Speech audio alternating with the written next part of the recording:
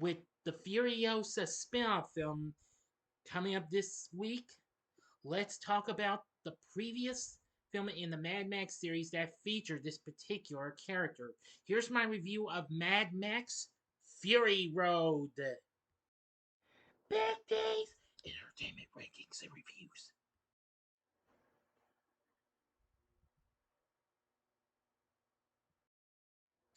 So, greetings, my fellow YouTubers, and welcome to Big D's Entertainment Rankings and Reviews. My name is Doyle, better known to as the Big D, and this time around I bring to you a review of the 2015 post-apocalyptic action flick Mad Max Fury Road, released by Warner Brothers here internationally and in the US, and by Roadshow Entertainment in Australia. Along with Village Roadshow Pictures, Rat Pack Dune Entertainment, and Candy Miller Mitchell. This movie, of course, was done by the same guy who gave us the other three films, George Miller, who also co-wrote and co-produced the film.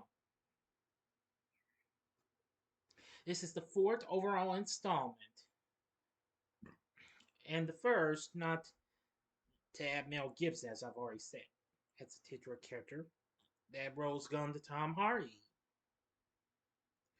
who recently got a big break by appearing as Bane in The Dark Knight Rises.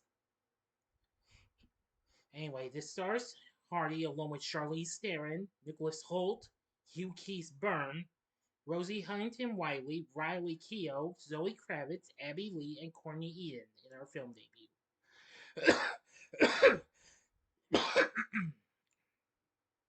The film is set in a post-apocalyptic desert wasteland where petrol and water are scarce commodities. This film follows Max Rokitansky, who joins forces with Emperor Furiosa against cult leader Immortan Joe and his army, leading to a lengthy road battle. This film was released on May 15th, 2015 in the US, just a day after it premiered in Australia.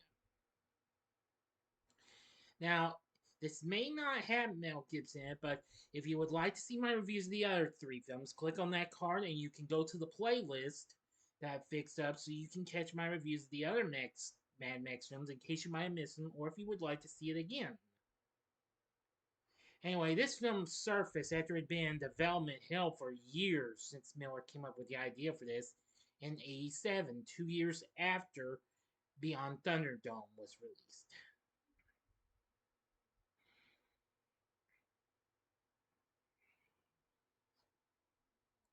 Okay, here's the story.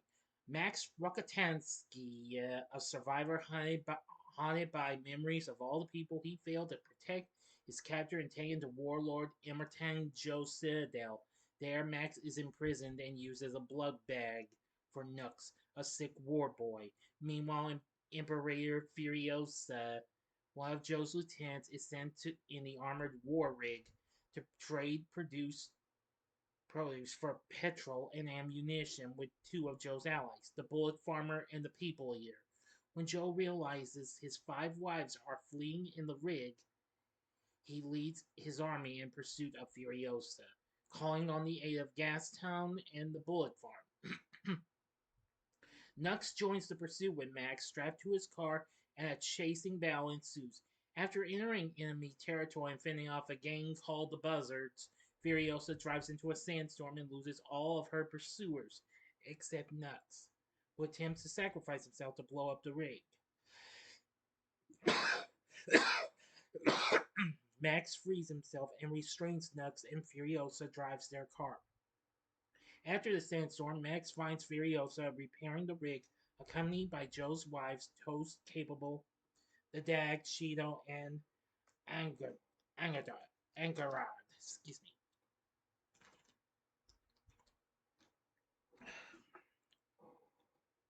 The last of whom is heavily pregnant with Joe's child. Max finds and subdues Furiosa. He tries to steal the rig, but does not know the code to bypass the kill switches, so begrudgingly joins up with Furiosa and the wives. Sorry again. Nux boards the rig as it leaves and attempts to kill Furiosa. He is overpowered and thrown out, and Joe's army picks him up when they pass by. Furiosa drives through a canyon controlled by a biker gang, having arranged to trade fuel for a safe passage. But the gang turns on her when they spot an army approaching, forcing her to flee.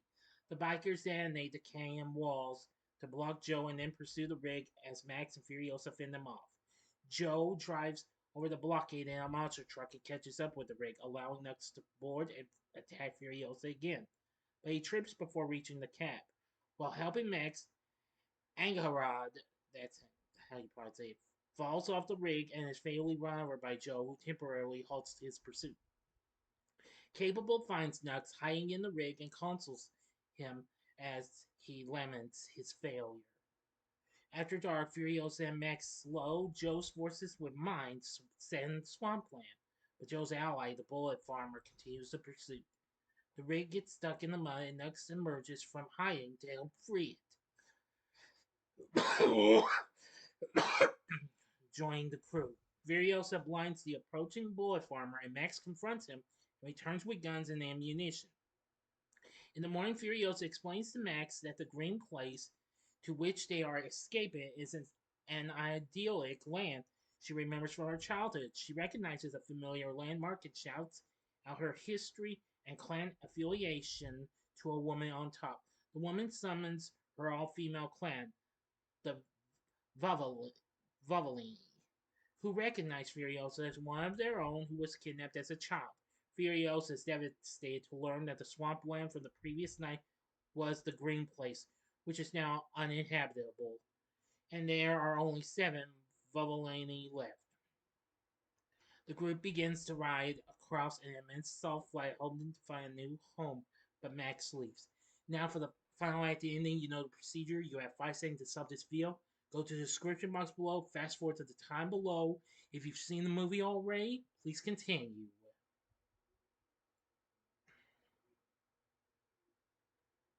Okay, you've been warned.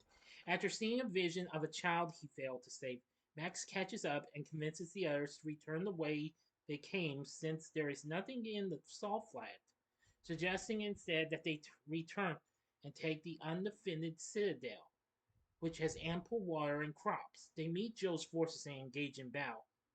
5 Vavalini are killed and Toast is captured. As they approach the canyon, Joe gets in front of the rig to slow it. While Max fights Joe's large adult son, Rictus Erectus, Furiosa, though seriously wounded, boards Joe's truck to save Toast, and the two join forces, enabling Furiosa to kill Joe.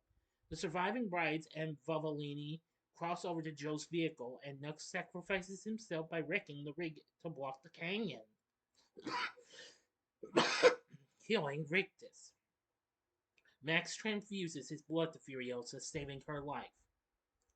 Back at the Citadel, the people rejoice upon learning of Joe's death.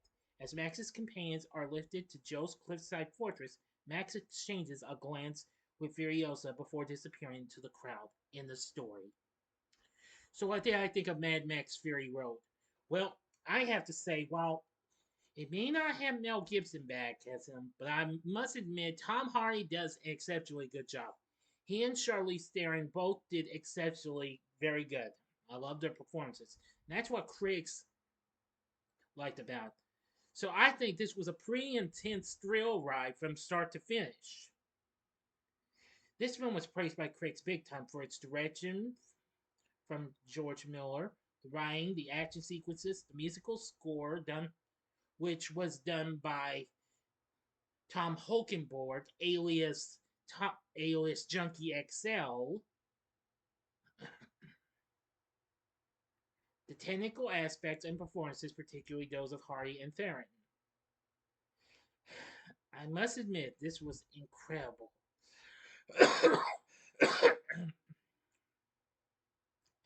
After its release, there was a self-titled prequel comic book series published by DC Comics' Vertigo subsidiary.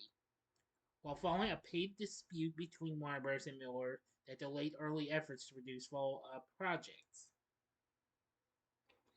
Now, of course, you know there's a prequel to this called Furiosa Mad Max Saga, which is coming out. Miller is once again returning as writer and director.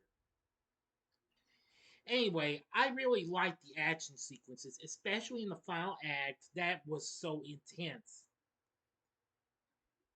It was just so incredible. The stunts were absolutely really good too.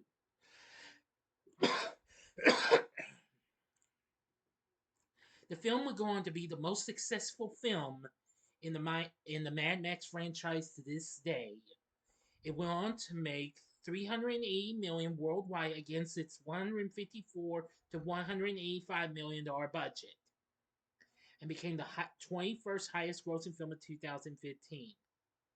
While it did well, making 154 million here in the U.S. and Canada, despite coming in second in its opening weekend, losing to Pitch Perfect 2. Also, the film has the highest score of any of the films to this day on Rotten Tomatoes, with a big total of 97%, saying with exhilarating action and a surprising amount of narrative heft, the film brings George Miller's post-apocalyptic franchise roaring vigorously back to life. I couldn't agree more. Metacritic has this S score of 90, and Cinema Score unfortunately gave it a B plus.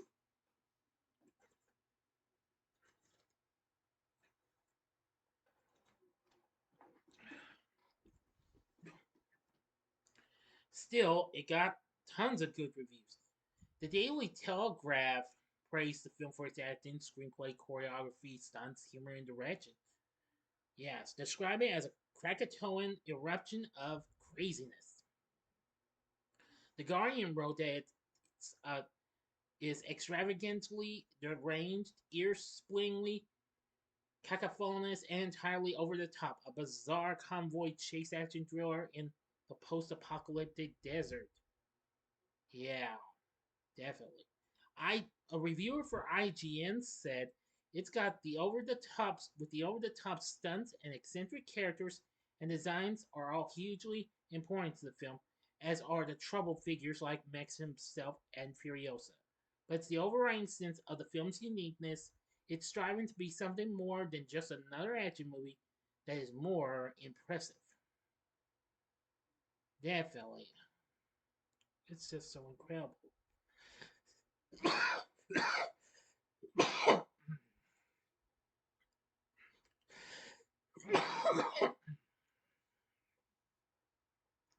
Still, it got nominated for lots of Academy Awards, winning Best Film Editing, Best Production Design, Costume Design, Makeup and Hairstyling, Sound Mixing, and Sound Editing. Which that its win 6 award wins were more than any other film at that year's ceremony and set a new record for the most wins by an Australian film. It also won 4 British Academy Film Awards and 9 Critics' Choice Movie Awards as well. It won Best Film at the National Board of Review Awards in 2015. So overall, from my point of view, I think Mad Max Fury Road is good. But I'm not sure where I would rank this, though. That's very tough. I liked it. But I still think after seeing the first 2 films, I think I would probably like them over this. But you don't have to take my word for it. But anyway, aside from Tom Hardy and Charlize Theron as Mad Max and Furiosa, I like the performances from the other actors.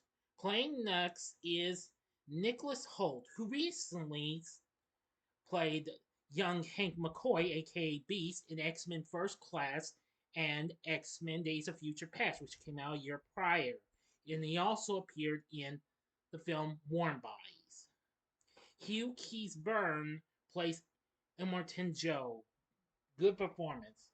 Josh Hellman played Slit, Nux's Lancer. Pretty good. Nathan Jones played Rictus Erectus. Very good as well. Playing the splendid Angharad is, well, international Victoria's Secret model Rosie Huntington-Whitely, who recently appeared in Transformers Dark of the Moon. Zoe Kravitz, who more recently we saw in The Batman a couple of years ago, played Toast the Knowing. She was very good. Riley Keough played Capable. Very good. Abby Lee played the Dag. Very good. And Courtney Eden in her first film as Teal the Fragile. Really, really good. We got tons of others. John Howard as the People Eater, Richard Carter as the Bullet Farmer, Iowa as the Doof Warrior. Let's see. Um, Angus Sims as the Organic Mechanic. Oh, the list goes on. This film has a big cast. So, with everything said, Mad Max Fury Road, I think, is very, very awesome. So, would I recommend it? I'd say, oh yeah, go for it. I would also recommend a one-time watch if you are a hardcore completionist as well. I mean, it scores good, the action sequences are good, the cast is good, everything in this film is really good. I think if you liked the films with Mel Gibson, I think you'll like this one just as much. So anyway, I think Mad Max Fury Road is a very good film. But what did you think of Mad Max Fury Road? Let me know in the comments section below. If you like this video, click the like button, subscribe, and be a part of the Big D Nation. Continue to help support my channel, make it grow, and make the views grow. Join me next time when I bring to you a review of Garfield, the movie, that is, from 2004. So if you like this, you may want to check out these other films. I'll give you ones with Tom Hardy that I actually reviewed. In the upper left-hand corner is my re-review of The Dark Knight Rises from 2012. The upper right-hand corner is my review of Venom from 2018. And the bottom left-hand corner is my spoiler-free review of Venom Let There Be Carnage from 2021. And the bottom right-hand corner is the button you can click to subscribe. If you like rankings and reviews on movies, TV, music, video games, etc., then I'm your guy. Thank you for watching. Until next time, I'm the Big D saying, see ya.